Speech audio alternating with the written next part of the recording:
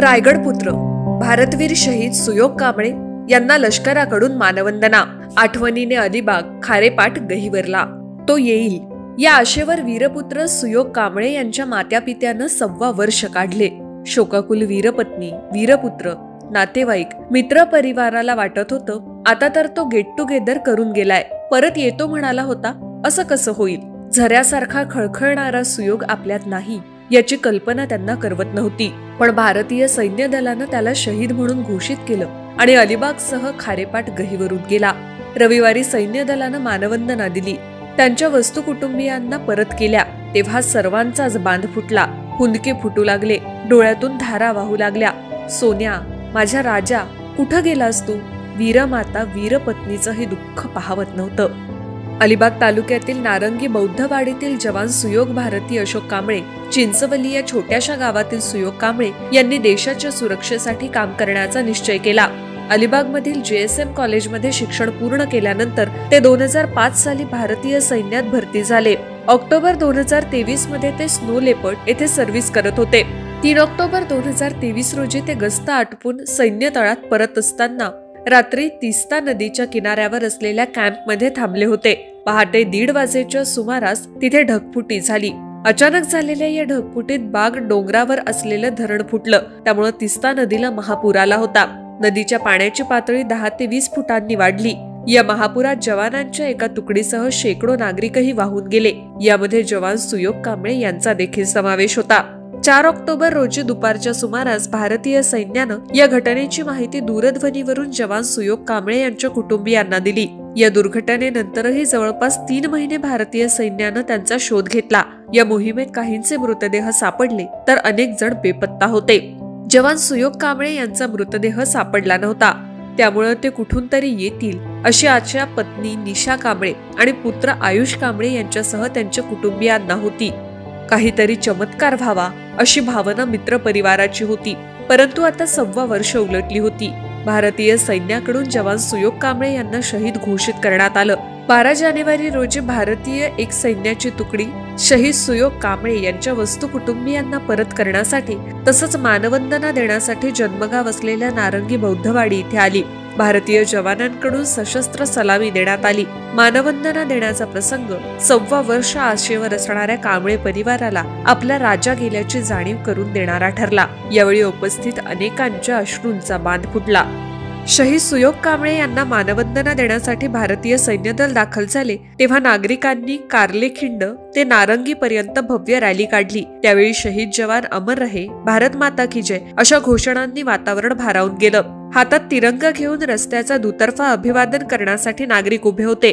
अलिबागचे आमदार महेंद्र दळवी, जिल्हा पोलीस अधीक्षक सोमनाथ घारगे, प्रांताधिकारी मुकेश चव्हाण, तहसीलदार विक्रम पाटील, माजी सभापती ॲडव्होकेट आस्वाद पाटील, दिलीप भोईर, चिंचवलीच्या सरपंच कुंदा गावंड, अमित नाईक आदींनी शहीद सुयोग कांबळे यांच्या प्रतिमेस पुष्पचक्र वाहिलं। यावेळी लोकप्रतिनिधी, शासकीय अधिकारी, जिल्हा सैनिक कल्याण कार्यालयातील अधिकारी, शाळेतील विद्यार्थी मोठ्या संख्येनं उपस्थित होते। शहीद सुयोग कांबळे यांचे खारेपाटात सुयोग स्मारक उभं केलं जाईल अशी घोषणा आमदार महेंद्र दळवी यांनी यावेळी केली।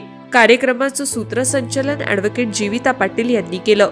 जवान सुयोग कांबळे यांच्याविषयी त्यांचं प्राथमिक शिक्षण रायगड जिल्हा परिषद शाळेत पिगोंडे रोहा इथे झालं। माध्यमिक शिक्षण हे सुधाकर माध्यमिक विद्या मंदिर फोफेरी, तर महाविद्यालयीन शिक्षण हे JSM कॉलेज इथे झालं।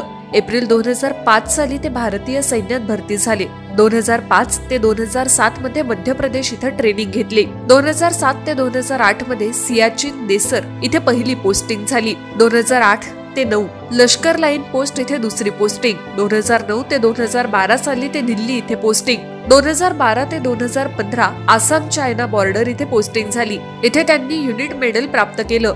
2015 ते 2017 या काळात त्यांनी 24 टास्क फोर्स मध्ये काम केलं। 2018 ते 2020 मध्ये आवेरी पट्टी चायना बॉर्डर इथे शिवा, जाफरान, स्नो लेपर्ड या आउटपोस्ट वर काम केलं। इथेही त्यांनी युनिट मेडल प्राप्त केलं। मार्च 2022 ते एप्रिल 2023 साली त्यांनी साऊथ आफ्रिका इथे इंटरनॅशनल मिशन म्हणून काम केलं। ते 2023 ते ऑक्टोबर 2023 त्यांची स्नो लेपर्ड इथे पुन्हा नियुक्ती करण्यात आली होती।